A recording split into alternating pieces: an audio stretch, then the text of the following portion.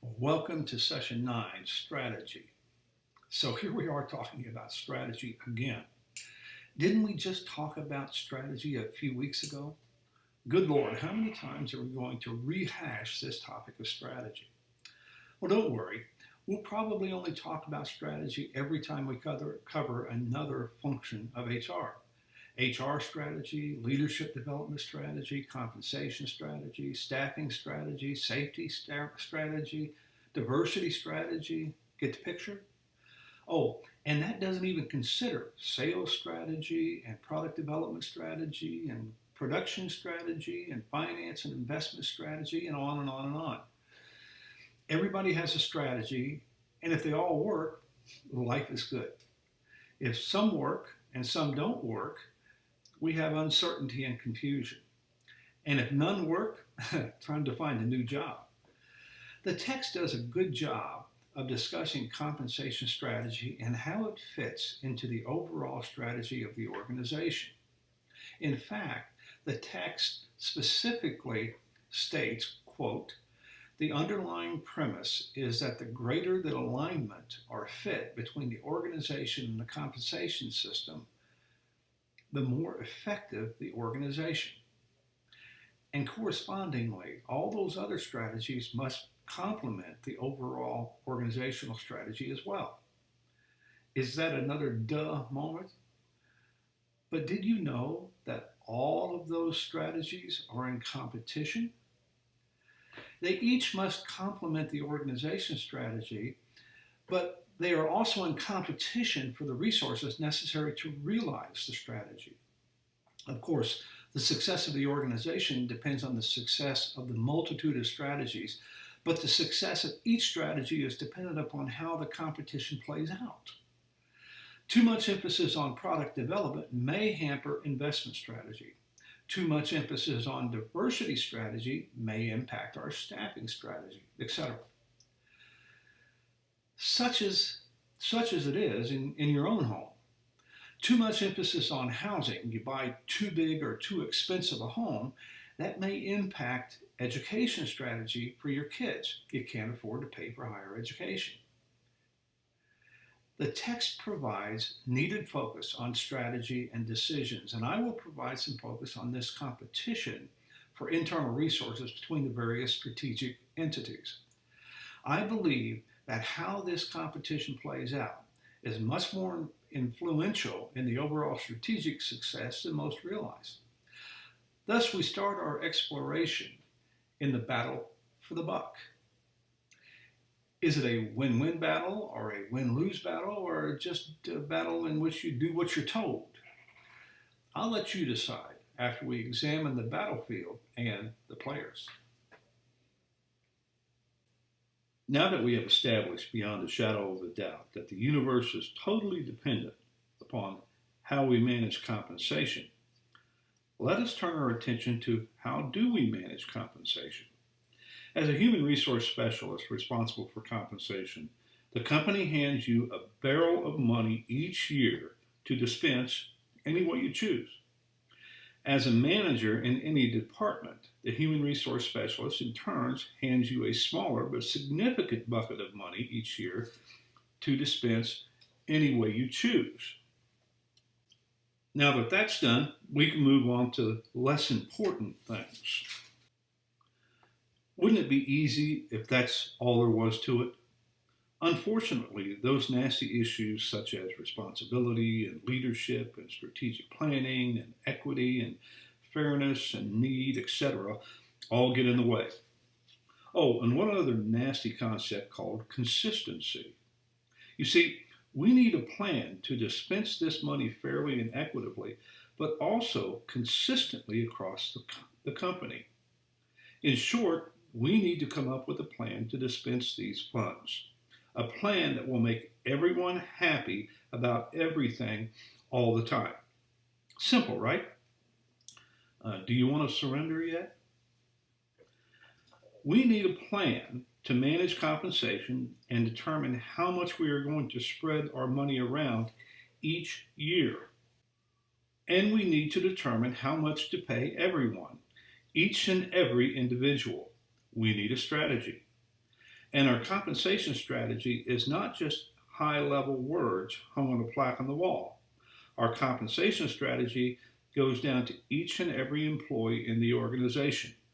It touches everyone. Remember, it's not a matter of do we spend money on compensation. It's only a matter of how much we spend and how effective those expenditures will be. And just like anything else in life, you get what you pay for. And organizations of all sizes pay a great deal to compensate workers. How much do organizations generally pay? Well, it depends, but the following website gives some insight into that question. They throw out numbers between 15% and 30% of gross income for small businesses, or up to 50% for service organizations. It's a short article, so take a quick look to understand the importance of pay to business success. It varies greatly by industry and business, but none of the expenses are insignificant. We are talking big money. And when we talk big money, we are talking big money coming out of limited resource of revenue. How we spend those limited financial resources is a critical decision for most organizations. Unfortunately, as with our discussion of hiring, pay often receives little more than passing consideration in the strategic plan of the business, and we are often content with doing just enough to get by. Time to drag out my soapbox and give my understated, meek opinion. Let me say this gently. Pay is not an expense. It is an investment. That said, we must understand one more important pay fact. Most investments are optional. With my personal money, I don't have to make an investment. I choose to do so. Pay is not optional. Pay is mandatory unless you can find an entire population of employees willing to work for free. Since that is unlikely, organizations must spend a substantial amount of money paying employees. The money will leave the organization. Will it be spent or invested? As an organization, are we paying too much? Are we paying too little? If we paid just a little more, would there be a positive impact on our success? If we paid differently, would we use our dollars more wisely? Are we currently spending wisely or foolishly? These are questions that must be asked when setting up a pay system, but also must be re-asked each year while we maintain the system we have already set up. These are the questions I hope to help you understand so you can ask them appropriately in your companies. To ask them properly, you must buy into the fact that pay is not an expense. Pay is an investment. If we view pay as an expense, the answers to the questions are very different, and we have a very different looking and functioning company. Do we have a company that accepts mediocrity and embraces just enough, or do we have a company that strives for excellence? There I go again, using that term excellence, not survival, but excellence. See the pattern? I believe organizations make a choice, mediocrity or excellence, survival or greatness. How do you tell where your company is? Pay is one indicator. Not high pay necessarily, but compensation treated as an investment rather than an expense. So hold on while I climb down off my soapbox and try to demonstrate the pay challenge in practical terms. It is difficult for us to get out of our mindset as a receiver of pay and make the transition as a giver of pay. It is difficult to gain the objectivity necessary to see the other side. But I ask you to do just that as we go into the next few sessions and continue our discussion of the importance of pay and how those HR people decide what number is the right number for each and every employee in the organization and the right number for the organization itself. Let's begin our discussion by climbing back up to a higher level. Let's start by looking at the organization as a whole. We've established that our organization has a limited amount of money to spend, and the organization has multiple needs. We must buy equipment, develop products, pay the rent and utilities, pay for benefits, and on and on. One of those needs is to fund compensation for employees and potential employees. We have a bucket of money, and everyone in the organization has their hand in that bucket. And from that big bucket, the powers that be create a smaller bucket of money called compensation, and everyone has their hand in that one as well. So, how do we spend this money? Who are the powers that be? Obviously, the powers that be include the board of directors, although they rarely get deeply involved in the minute details of compensation strategy, the CEO, vice presidents, and other members of upper management. If HR is not among those powers that be, then we are in trouble as an organization. Certainly among the powers that be are financial people. I may offend some folks as I go forward, but please understand that's not my intent. However, you should understand that the powerful often include accounting people. Not all, but many accountants are not attuned to the people side of the business to any great extent. It's not that they don't care about people issues, it's just that that's not their top priority. They're interested in dollars, and they truly believe that people are an expense, not an investment. Again, not all, but many accountants share this view. Now, that's not to say that these folks are evil, because they aren't. We don't pay them to be social workers. We pay them to be dollar conscious. We pay HR to be people conscious. And if HR doesn't do the business of fighting for the people budget, it will get left behind and become an annual expense. I've had accounting managers ask me how much we are going to spend on compensation this year. I generally respond that we are not going to spend anything, but I have a substantial investment in mind. I know that sounds like mere semantics, but it really isn't. It's a mindset that becomes a part of the culture. Compensation and people are an expense or an investment, and both answers generate very different cultures. It's no different with you at home. If you treat your car or house as an expense, you treat it differently than if you believe it's an investment. How can your car be an investment? You use it every day to travel from home to work or school or other functions. It's an investment in your life. It makes you money, and you treat it with respect. You keep it well maintained, clean, and monitor its performance regularly. If you believe it's a mere expense, you do the maintenance only when necessary. You don't really care if it gets dirty because you don't want to sink more money into it unnecessarily. See the difference?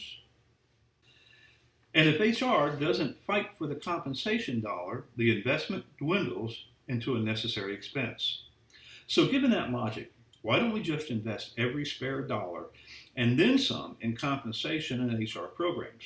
Don't I wish? But that's not right either. As I said earlier, there are a lot of other functions and entities fighting for those scarce dollars. It's not only about what HR and people and compensation needs. It's really about what the organization needs. Let's take a quick look at those needs. The basic needs of most organizations, profit and nonprofit, are, as I see it, growth, stability, return for investors and stakeholders, money, and profits. Growth is an obvious need. Maybe you have, but I have never seen an organization that didn't want to grow. Organizations want to grow in size, expertise, influence, power, and financially. All organizations also strive for stability. They want to offer stability for customers and vendors and employees and other stakeholders. All organizations want to create a return for investors and stakeholders. For-profit organizations want to provide a financial return for their stockholders and customers, etc. Not-for-profit organizations want to return a service to their customers and communities, etc. You may now be saying that I have money on this list twice, one called profit and a second called money. Profit and money are different things.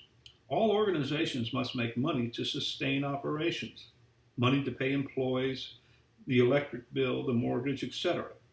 Profits are realized after all expenses are paid, and most organizations measure success by profits, not just making money.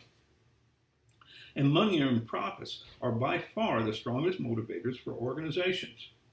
And there's nothing wrong with that. I don't want to work for a company that doesn't highly value money and profits. So, where does the money come from? A company generally makes profits and money in two ways, from sales and from not spending money. We all understand how an organization makes money and profits from sales or services rendered. Making money and profits from not spending money is another avenue that is often overlooked and underestimated. To end the year with more money, don't spend it, keep it. That works for us at home and for all organizations. Translated, if we want our money supply to increase so our profits increase, we either need to sell more or spend less. But if we spend less, it follows that some functional entities, or all entities within the organization, will receive less. The size of the bucket is finite. So how do organizations and the powers that be determine who wins and who loses? This brings us to the battle for the buck. The battle for the buck simply means that various entities within the organization are in competition for the precious and scarce resource called money. After expenses are met and the business is supported, how much is left and how and where do we spend it? It's a battle that takes place every year in all organizations around budget time. HR must fight for the proper compensation level in competition with other internal entities. We know we will spend money on compensation, but how much? Will our expenditure make people happy or angry? Also, what does the organization need? And if we make everyone happy, what portion of the organizational needs do we sacrifice? And slighting other functional areas may cause future problems that will make everyone sad or angry next year or the following year. But let's back up and explore this happy, angry scenario. It's a question I ask every year of myself and the powers that be. Let me give you a fictional example. Let's say we are a rather small company and our annual compensation expenditures are $5 million.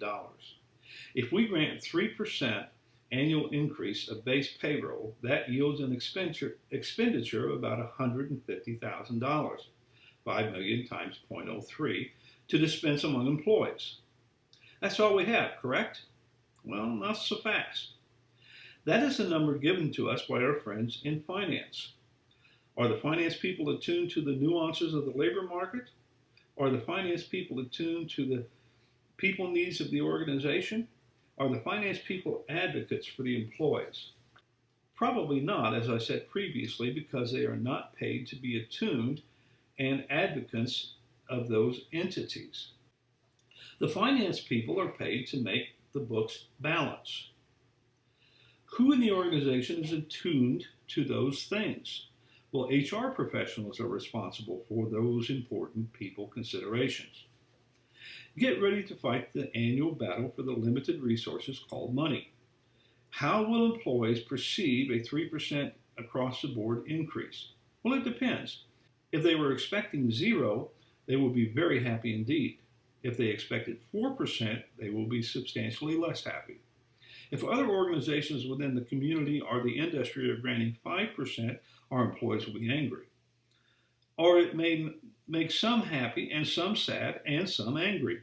It may even make everyone angry. Maybe 4% would make everyone happy. That's $200,000. Now, wouldn't it be silly to spend $150,000 to make everyone angry and unmotivated when we could spend $50,000 more and make everyone happy?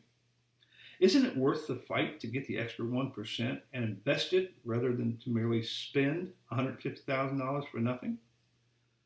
Correct that. It's less than nothing. It is harmful to the organization. You have just spent $150,000 to shoot yourself in the foot. What can we afford and what we need are important considerations. Another part of that consideration on a higher level is what else does the organization need to invest this year? Remember, we are competing for a bucket of money. We are competing with the need or desire to create new products, new marketing ideas, the need for new facilities, the need to meet perceived or anticipated financial commitments and liabilities, and on and on. All of these may and probably do represent great ideas or real needs, but the pot does have a bottom and the funds are limited. How much does our organization allocate to compensation and employees, and how much is allocated to other business needs? Once again, it's a competition, it's a battle. And to win that competition, we must convince others in the organization that pay issues are more important than their needs. And to do that, we must, of course, convince people first that there will be a positive outcome from our compensation investment, more positive than the outcome their expressed needs would generate. Or on the other hand, we must convince people that there will be a negative outcome to our not making a specific compensation investment. For example, a major business expansion project may eat up a lot of money from the budget in all areas. We must invest in building space, technical equipment, marketing activities to create and cultivate the market, and much more. But the future potential could improve our business from a financial and security standpoint. Should we then tell employees no increases this year, we are planning to expand the business and need every penny to fund the expansion? I doubt if employees would cheer that decision. They may be willing to accept 3% instead of 4% to see the company grow, but accepting zero is unacceptable. After all, employees have their personal growth needs too. I've had managers tell me that times are hard. People will understand no increase. People will understand that business is not good. They will accept zero increase. Will they? Well, it depends. If everyone gets zero increase except managers who get an increase, I guarantee people will understand. If our organization grants zero increases, but our competitors in the local market, in the local area or industry grant more than zero, there's a good chance people won't understand. But you know what? I have been in organizations where we gave zero increases, no one received an increase, and employees understood. The economy was in a shambles and the business was terrible. We worked hard to not have layoffs during the year, and executive management accepted a pay decrease. Employees understood. No one liked it, but everyone understood. A perception of equity fosters a great deal of understanding. A perception of inequity fosters many, many more unpleasant perceptions. Much of creating positive perceptions really comes down to communication. What can we afford and what we need is not just a dollar issue. It's a communication issue as well, and it must be careful and honest communication. Honest communication that sets expectations. Employees need to know that times are hard, but realistically, they probably already understand that. They need to know that the current sacrifice has the potential to lead to better times. They need to know that the sacrifice will help in the future. So how much can an organization afford to grant to compensation and still meet the needs to expand the business? What business needs trump compensation, and what business needs are subservient to perceived compensation needs? That's the battle, and the powers that be will decide. Entering the battle ill-prepared and hoping everyone knows compensation is important is foolhardy and unprofessional. The HR professional must take a stand and defend a position. How do we know what that stand is? Do we stand for 3% or 4% or 5%? We know that granting too little is harmful, but granting too much may be equally harmful and that other needs of the business go unmet. Just as in most other things in life, we leave the battle a winner by entering the battle prepared and ready. So what is needed internally by the company is a complex issue that pits many different needs and ideas against one another, vying for the limited resource, money. Determining what we need and want in terms of compensation is also a complex issue. It is one that squarely falls on the shoulders of HR.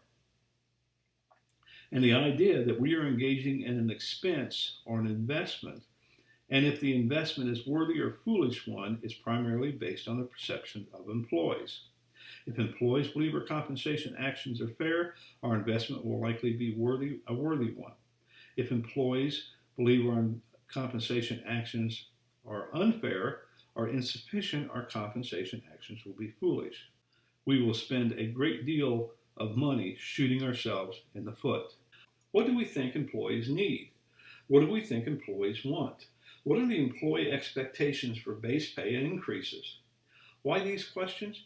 Because those expectations and perceptions are largely going to determine the effectiveness of our expenditure this year. In other words, we need to ask this question every time we anticipate a compensation action. We are guessing to a large extent on what our employees will think. Is there a right or a wrong answer? You bet there is. But often the rightness or wrongness of the answer is not fully apparent until after the decision is made and implemented. That's the tricky part. I guess what I'm saying in a long-winded manner is the internal environment, particularly financially and culturally, represents a very important step in developing and maintaining our pay programs. A step that can't be skipped and one that HR can't relegate to others such as finance professionals. It is HR's battle to win or lose. One method of determining and justifying our compensation needs within the organization is to look to the outside. It's that keeping up with the Joneses thing again. What does the rest of the world look like? Remember, the rest of the world, particularly job applicants, are comparing our company to other organizations. Where do we stand in the competitive marketplace when we compare our salaries and benefits to other organizations? Are we the highest paying company? Are we the lowest? Where do we think we can afford to be? At Nestle, we decided that from lowest to highest, we would maintain a position about 2/3 up the scale from a local perspective. We didn't want to be the highest, but we wanted to be among the highest. In our local community, Goodyear was the highest paying organization and Corning was number 2. We were probably 3 or 4. This position allowed us to compete favorably in recruiting hourly and administrative employees and also kept turnover to a minimum. This also represented a level of pay that allowed us to allocate the proper amount of funds to compensation and continue to successfully support the other organization needs and allow for anticipated growth. In addition, this market position satisfied employees, so presumably maintaining this position would represent the mythical line marking employee satisfaction versus dissatisfaction.